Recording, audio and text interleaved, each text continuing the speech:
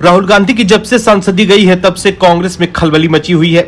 सभी दरबारी सिंहासन को समझाने में लगे हुए हैं कि सब ठीक हो जाएगा, लेकिन आलाकमान पूछ रहा है कि ठीक क्यों नहीं हो रहा।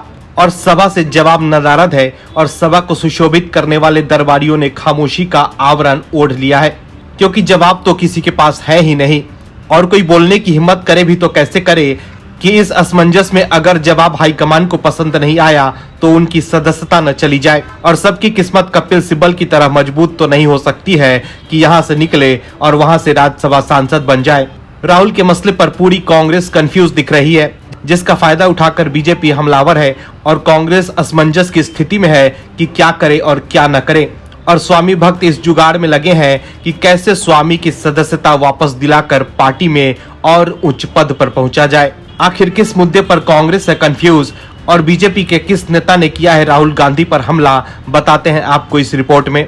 दरअसल मानहानि मामले में राहुल गांधी को सजा और फिर संसद से सदस्यता खोने को लेकर बीजेपी ने कांग्रेस पार्टी पर ही साजिश की बात कह दी है। बीजेपी की ओर से मोर्चा संभालते हुए केंद्रीय मंत्री अनुराग ठाकुर ने कहा कि पार्टी से जुड़े इतने दिग्गज वकील होने के बावजूद कोई उनकी मदद के लिए आगे नहीं आया। अनुराग ठाकुर ने कहा कि क्या कांग्रेस पार्टी के अंदर ही राहुल गांधी के खिलाफ कोई साजिश चल रही है। उन्होंने कहा कि राहुल गांधी ऐसे व्यक्ति हैं जो अपनी गलतियों से सीख नहीं लेते हैं और लगातार गलती करते जाते हैं। सुप्रीम कोर्ट की हिदायत के बावजूद उनके खिलाफ देश की कई अदालतों में मानहानि के केस चल रहे हैं। वहीं दूसरी ओर मानहानि मामले में कांग्रेस पार्टी राहुल गांधी को लोकसभा सांसद के रूप में जल्दबाजी में अयोग्य ठहराए जाने के खिलाफ लगातार अपना विरोध दर्ज करा रही है। इस दौरान सांसद मनीष तिवारी ने पार्टी नेतृत्व को सुझाव दिया था कि स्पीकर ओम बिरला के खिलाफ अविश्वास प्रस्ताव लाया जाना चाहिए। उनके सुझाव पर पार्टी नेतृत्व ने उन्हें नोटिस का मसौदा तैयार करने को कहा था। इसके बाद मनीष तिवारी ने ये मसौदा पार्टी नेतृत्व को दे दिया है, लेकिन अब सूत्रों के हवाले से खबर आ रही है कि पार्टी अब तक इसे आगे बढ़ाने का ऐलान नहीं किया है, क्योंकि पार्टी आलाकमान निश्चित नहीं है कि अन्य विपक्षी दल साथ आएंगे या नहीं। एक मीडिया रिपोर्ट के मुताबिक कुछ विपक्षी दलों के नेताओं ने इस तरह के कदम को लेकर दिलचस्पी नहीं दिखाई है, जिसके बाद कांग्रेस पार्टी पीछे हटती दिखाई दे रही है। कांग्रेस पार्टी अब ऐसा कुछ करना नहीं चाहती जिससे विपक्षी गठबंधन में किसी तरह की दरार आए। एक बात तो समझने वाली है कि जिस कांग्रेस में देश के जाने माने वकील हैं, वो पार्टी अपने युवराज की सांसदी नहीं बचा पाए, जबकि पवन खेड़ा के मामले में पार्टी तुरंत सुप्रीम कोर्ट पहुंच गई थी। ऐसे में सवाल उठ रहा है कि क्या कांग्रेस पार्टी में फिर से सिंडिकेट पैदा हो रहा है जिसने राहुल गांधी के साथ प्रयोग कर दिया है। ये सवाल बीजेपी लगातार उठा रही है। देश की सबसे पुरानी राजनीतिक पार्टी जिसने कई दशकों तक देश पर राज किया, लेकिन वक्त का पहिया आगे बढ़ा और काल का चाबुक चला तो केंद्र से कांग्रेस को बीजेपी ने उखाड़ फेंका। लेकिन कांग्रेस के नेता अब भी ये बात समझने के लिए तैयार नहीं है। पार्टी के नेता अब भी वही गलती कर रहे हैं। हालांकि बीजेपी कांग्रेस को एक्सपोज करने में लगी हुई है। दरअसल देश की जनता की आंखों पर कांग्रेस ने फर्जी उम्मीदों और झूठे वादों का चश्मा पहना रखा था, जिसे बीजेपी ने उतारा और जनता को सच से रूबरू कराया। तो आज कांग्रेस की यह स्थिति है कि उसके पास मुंह छिपाने के लिए भी जगह नहीं बची हुई है। देश में तो कांग्रेस को कोई सुन नहीं रहा है, तो पार्टी के नेता अपनी समस्याओं का हल निकालने के लिए विदेशी ताकतों का इस्तेमाल करने की चाल चल रहे हैं। हालांकि कांग्रेस नेता की इस चाल का बीजेपी ने पुरजोर तरीके से जवाब दिया है। बता दें कि कांग्रेस नेता राहुल गांधी की लोकसभा सदस्यता जाने के मुद्दे पर अमेरिका के बाद अब जर्मनी ने भी प्रतिक्रिया दी है। अब इसको लेकर भारत में सियासी माहौल गर्म हो गया है। एक और जहां कांग्रेस नेता जर्मनी को धन्यवाद कर रहे हैं, तो वहीं बीजेपी ने साफ कर दिया है कि विदेशी दखल बर्दाश्त नहीं किया जाएगा। बता दें कि जर्मनी ने राहुल गांधी को लेकर कहा कि मामले में न्यायिक स्वतंत्रता और मौलिक लोकतांत्रिक सिद्धांतों के मानकों को लागू किया जाना चाहिए। जर्मन विदेश मंत्रालय के प्रवक्ता ने कहा कि हमारी जानकारी के अनुसार राहुल गांधी इस फैसले को चुनौती देते हुए अपनी अपील दर्ज करा सकते हैं। वहीं जर्मनी के बयान के बाद कांग्रेस नेता दिग्विजय सिंह ने ट्वीट कर लिखा, धन्यवाद जर्मनी विदेश मंत्रालय और रिचर्ड वॉकर, जिन्होंने इस पर ध्यान दिया कि किस तरह से राहुल गांधी को निशाना बनाने के लिए लोकतंत्र को कमजोर किया जा रहा है। अब इसके बाद केंद्रीय मंत्री किरण रिजिजू ने दिग्विजय सिंह के ट्वीट के जवाब में पलटवार करते हुए लिखा कि विदेशी ताकतों को भारत के अंदरूनी मामलों में दखल देने के लिए आमंत्रित करने के लिए धन्यवाद राहुल गांधी। याद रखें, भारतीय न्यायपालिका विदेशी दखल से प्रभावित नहीं हो सकती। भारत अब विदेशी ताकतों के दखल को बर्दाश्त नहीं करेगा, क्योंकि हमारे प्रधानमंत्री नरेंद्र मोदी है। देश के आंतरिक मामले में बाहरी दखल अंदाजी देश बर्दाश्त नहीं करेगा। उन्होंने कहा कि हमने पहले ही कहा था कि राहुल गांधी ने बाहरी शक्ति को देश के आंतरिक मामलों में दखल अंदाजी देने की अपील की और ये बात हमारी सच निकली। वहीं वित्त मंत्री निर्मला सीतारमण ने दिग्विजय सिंह के ट्वीट का जवाब देते हुए लिखा कि साफ है कि कांग्रेस हमारे आंतरिक मामलों में विदेशी दखल चाहती है। चीन की कम्युनिस्ट पार्टी के साथ अपारदर्शी एमओयू पर हस्ताक्षर करना हो या फिर विदेश में चर्चा के दौरान सरकार बदलने के लिए विदेशी मदद की मांग, अब कोई और सबूत भी चाहिए। जब मदद आ जाए तब धन्यवाद कहिएगा। अब एक बार फिर दिग्गिराजा ने राहुल गांधी और कांग्रेस को मुश्किल में फंसवा दिया है। सवाल है कि कांग्रेस को विदेशी ताकतों से मदद क्यों चाहिए? क्या पार्टी के नेताओं को अपने देश के लोगों पर भरोसा नहीं है? हाल ही में राहुल गांधी का ब्रिटेन दौरा भी विवादों में आ गया था। बीजेपी ने उस दौरान उन पर अन्य देशों को भारत में दखल के लिए आमंत्रित करने के आरोप लगाए थे। देश की राजधानी दिल्ली में सियासी संग्राम जारी है, क्योंकि दिल्ली में काबिज आम आदमी पार्टी दिल्ली की जनता को मूर्ख बनाने में फेल होती नजर आ रही है। लगातार बीजेपी जो आम आदमी पार्टी को गिराने की चाल पर चाल चल रही है, वो सिर्फ जनता के सामने आम आदमी पार्टी की सच्चाई लाने की कोशिश है, जिसको लेकर बीजेपी जीतती नजर आ रही है। एक बार फिर दिल्ली के नए मेयर का चुनाव कराने को लेकर सरगर्मी तेज है और इस बार चुनाव से पहले केजरीवाल एंड कंपनी की नींद जरूर उड़ गई होगी, क्योंकि बीजेपी ने जो खेल दिखाया है वो आम आदमी पार्टी के लिए खतरे की घंटी थी। मेयर चुनाव की सुगबुगाहट शुरू होते ही सियासी खेला भी शुरू हो गया है। आम आदमी पार्टी के लगभग 1.5 दर्जन निर्वाचित पार्षद ऐसे हैं जो तीसरी बार चुनाव जीतकर एमसीडी में पहुंचे हैं। इनमें से कई लोग आम आदमी पार्टी की ओर से मेयर चुनाव लड़ने के लिए जोड़-तोड़ में जुटे हैं। दूसरी तरफ कहा यह भी जा रहा है कि पार्टी मौजूदा मेयर शैली ओब्रॉय को ही एक बार फिर मेयर पद पर चुनाव लड़ने का मौका दे सकती है।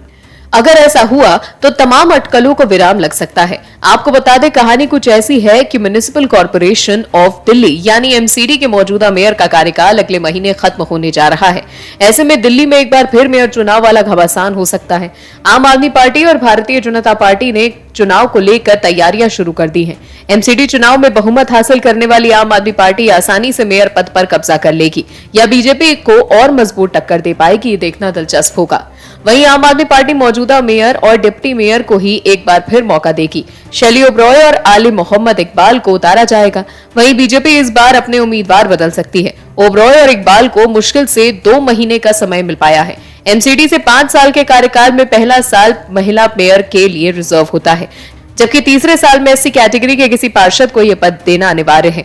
अन्य सालों में किसी भी वर्ग के पार्षद को मेयर बनाया जा सकता है। पिछले साल के अंत में एमसीडी चुनाव में जीत हासिल करने के बाद आम आदमी पार्टी ने मेयर पद के लिए शैली ओब्रॉय को मौका दिया। हालांकि काफी हंगामे के बाद आम आदमी पार्टी को मेयर पद पर कब्जा जमाने का मौका मिला था। चुनाव से पहले बीजेपी ने आम आदमी पार्टी में सेंध लगाकर बड़ा खेला किया था। ऐसे में केजरीवाल के लिए अपने पार्षदों को पार्टी के साथ जोड़कर रखना बड़ी चुनौती होगी। पिछली बार आम आदमी पार्टी के एक पार्षद बीजेपी में शामिल हो गए थे और ऐसे में इस बार के मेयर चुनाव से पहले आम आदमी पार्टी की चिंता जरूर बढ़ गई होगी। हालांकि देखना दिलचस्प होगा कि इस बार भी मेयर पद पर आम आदमी पार्टी का कब्जा होता है या बीजेपी कोई खेला कर बाजी पलटने में कामयाब होती है। मोदी है तो मुमकिन है, इसी नारे के साथ केंद्र में आई बीजेपी सरकार, जिसने कांग्रेस को कहीं का नहीं छोड़ा और अपने नारे को साकार कर दिखाया। घर घर मोदी का सपना आज सच में धरातल पर उतरता हुआ नजर आ रहा है और 2024 में होने वाले लोकसभा चुनाव से पहले ही परिणाम की तस्वीर साफ नजर आ रही है, क्योंकि आज मोदी हर देश प्रेमियों के दिल में जगह बना चुके हैं। वहीं दूसरी तरफ कांग्रेस अपने कर्मों का अंजाम भुगत रही है। कांग्रेस की दाल तो नहीं गल रही है, लेकिन पार्टी बीजेपी पर बेबुनियाद आरोप लगाने से थक भी नहीं रही है। तो इन्हीं विरोधियों को जवाब दिया है देश के गृह मंत्री अमित शाह ने। बता दें कि कांग्रेस समेत विपक्षी नेता आरोप लगाते रहते हैं कि मोदी सरकार अपने हिसाब से उनके खिलाफ केंद्रीय एजेंसियों का इस्तेमाल कर रही है, उन्हें परेशान किया जाता है। सत्येंद्र जैन, मनीष सिसोदिया जैसे नेता जेल में हैं और कुछ दूसरे विपक्षी नेता रडार पर हैं। ऐसे में एक निजी चैनल के कार्यक्रम में गृह मंत्री अमित शाह से जब यही सवाल किया गया तो उन्होंने कांग्रेस पर बरसते हुए कुछ साल पहले की आप बीती सुना डाली, जब नरेंद्र मोदी गुजरात के मुख्यमंत्री हुआ करते थे। उन्होंने बताया कि कांग्रेस सरकार में सीबीआई किस तरह इनकाउंटर केस में मोदी को फंसाने की कोशिश कर रही थी। उन पर मोदी का नाम लेने का दबाव डाला गया था। शाह ने खुलासा करते हुए कहा कि मैं बताता हूं कि एजेंसियों का दुरुपयोग कैसे होता है, मैं उसका भुतभोगी हूं। गृह मंत्री ने कहा कि कांग्रेस ने हमारे खिलाफ भ्रष्टाचार का कोई केस नहीं किया था, एक इनकाउंटर का केस था। मैं राज्य का गृह मंत्री था, मुझ पर केस कर दिया और सीबीआई ने फौरन अरेस्ट कर लिया। और फिर उनके 90% सवालों में यही था कि काहे को परेशान हो रहे हो, मोदी का नाम ले लो, आपको छोड़ देंगे। उस वक्त हमने तो काले कपड़े नहीं पहने, कोई विरोध नहीं किया। मोदी जी के खिलाफ एसआईटी भी बनाई। राज्य के मुख्यमंत्री के खिलाफ कोई करप्शन का केस नहीं था, दंगों में शामिल होने का केस किया, फर्जी टाइप का, जो अंत में सुप्रीम कोर्ट ने खारिज कर दिया। शाह ने आगे कहा कि हमने कोई हाय तौबा नहीं किया, ना ही काले कपड़े पहनकर संसद को जाम किया। शाह ने यह भी कहा कि उनके खिलाफ गुजरात के बाहर मुंबई में केस चलाया। वहां कोर्ट ने कहा कि राजनीतिक प्रतिशोध की भावना से सीबीआई ने राजनीतिक इशारों पर केस किया है, इसलिए हम अमित शाह के खिलाफ केस और सारे आरोपों को खारिज करते हैं। शाह ने कहा कि वैसे भी हमने जो केस किए हैं वो करप्शन के हैं, इस प्रकार के फर्जी केस नहीं है। अमित शाह ने कहा कि 2014 और 2019 के चुनाव में बीजेपी की सरकार ने देश से वादा किया था कि हम करप्शन के खिलाफ लड़ेंगे, हमारी लड़ाई भ्रष्टाचार के खिलाफ है। उन्होंने बताया कि 2004 से 2014 के बीच ईडी ने 5,000 करोड़ रुपए की संपत्ति कुर्क की थी और मोदी जी के शासन में हमने 1,10,000 करोड़ की संपत्तियां कुर्क की है। उनका 5% भी नेताओं का नहीं है, बाबुओं और भ्रष्ट व्यापारियों का है। क्या ये लड़ाई बंद कर दें? इसके साथ ही मानहानि मामले में राहुल गांधी को दोषी ठहराए जाने पर गृह मंत्री ने कहा कि कांग्रेस नेता अकेले ऐसे व्यक्ति नहीं है जिन्हें अदालत ने दोषी ठहराया है और उन्होंने लोकसभा सदस्यता खो दी। उन्होंने कहा कि हाई कोर्ट में जाने के बजाय राहुल गांधी हो हल्ला करने की कोशिश कर रहे हैं और अपनी किस्मत के लिए प्रधानमंत्री नरेंद्र मोदी को दोष दे रहे हैं। दिल्ली की सियासत गरमाई हुई है क्योंकि केंद्र में शासित पार्टी यानी कि बीजेपी आम आदमी पार्टी को पस्त करने में जुटी हुई है। आम आदमी पार्टी के मुखिया और दिल्ली के सीएम जिन कस्मों और वादों के सहारे दिल्ली की गद्दी पर बैठे हैं, उसी कस्मों और वादों की पोल बीजेपी खोल रही है और जनता के सामने आपकी सच्चाई ला रही है, जिस कारण आम आदमी पार्टी तिलमिला गई है। अब आपके नेता ही पार्टी छोड़कर बीजेपी में शामिल हो रहे हैं क्योंकि उन्हें भी पार्टी की सच्चाई और उनके उद्देश्यों का पता चल गया है। ऐसे में पार्टी के मुखिया अरविंद केजरीवाल बीजेपी से झल्लाए हुए हैं। एक तरफ मनीष सिसोदिया से लेकर सत्येंद्र जैन जेल की सलाखों के पीछे हैं, तो वहीं दूसरी तरफ पार्टी के नेता साथ छोड़ते जा रहे हैं। दरअसल दिल्ली के मुख्यमंत्री और आम आदमी पार्टी के संयोजक अरविंद केजरीवाल ने एक बार फिर दिल्ली विधानसभा में पीएम मोदी पर निशाना साधा। विधानसभा में अपनी ओर से पेश किए गए विश्वास मत प्रस्ताव पर चर्चा के दौरान केजरीवाल ने पीएम मोदी की उस बात पर भी पलटवार किया जिसमें उन्होंने कहा था कि सीबीआई और ईडी ने सभी भ्रष्टाचारियों को एक मंच पर ला दिया है। केजरीवाल ने कहा कि पीएम मोदी की बात थोड़ी ठीक है लेकिन थोड़ी गलत। उन्होंने कहा कि सीबीआई और ईडी ने भ्रष्टाचारियों को एक मंच पर नहीं लाया बल्कि एक पार्टी में ला दिया है। दिल्ली के सीएम ने कहा कि जांच एजेंसियां कनपट्टी पर बंदूक रखकर पूछती है कि जेल जाना है या बीजेपी में जाना है। केजरीवाल ने कहा कि जब पीएम मोदी नहीं रहेंगे तो सभी भ्रष्टाचारियों को पकड़ना आसान होगा क्योंकि सभी एक पार्टी में है। उन्होंने कहा कि मनीष के यहाँ भी बंदूक रखी। उसने कहा जेल मंजूर है, बीजेपी नहीं, मर जाएंगे, बीजेपी में नहीं जाएंगे। सत्येंद्र जैन को भी बंदूक रखकर पूछा, उसने कहा मर जाएंगे लेकिन बीजेपी में नहीं जाएंगे। तो सुना आपने केजरीवाल अपना आपा खोने के बाद कैसी कैसी बातें कर रहे हैं। अब केजरीवाल जो भी कहें लेकिन बीजेपी उन्हें लगातार झटका दे रही है। बता दें कि हाल ही में कृष्णानगर विधानसभा से आम आदमी पार्टी और कांग्रेस के अनेक पदाधिकारी अपने कार्यकर्ता साथियों के साथ बीजेपी में शामिल हुए हैं, जिनकी तस्वीरें भी सोशल मीडिया पर वायरल हो रही है और जनता खूब मजे ले रही है। दिल्ली बीजेपी ने ट्वीट कर इसकी जानकारी देते हुए लिखा कि कृष्णानगर विधानसभा से आम आदमी पार्टी और कांग्रेस के अनेक पदाधिकारी अपने कार्यकर्ता साथियों के साथ भाजपा परिवार में शामिल हुए। अब इन्हीं सब घटनाओं से केजरीवाल बौखला गए हैं। हालांकि पीएम मोदी ने साफ कहा है कि भ्रष्टाचारी बख्शे नहीं जाएंगे। ऐसा लग रहा है जैसे 2024 के विधानसभा चुनाव से पहले बीजेपी अपने विरोधियों को पस्त करके मानेगी। ऐसे में जैसे जैसे 2024 का आम चुनाव नजदीक आएगा, विपक्षी नेताओं की बेचैनी बढ़ती जाएगी। Bureau report, OMH news.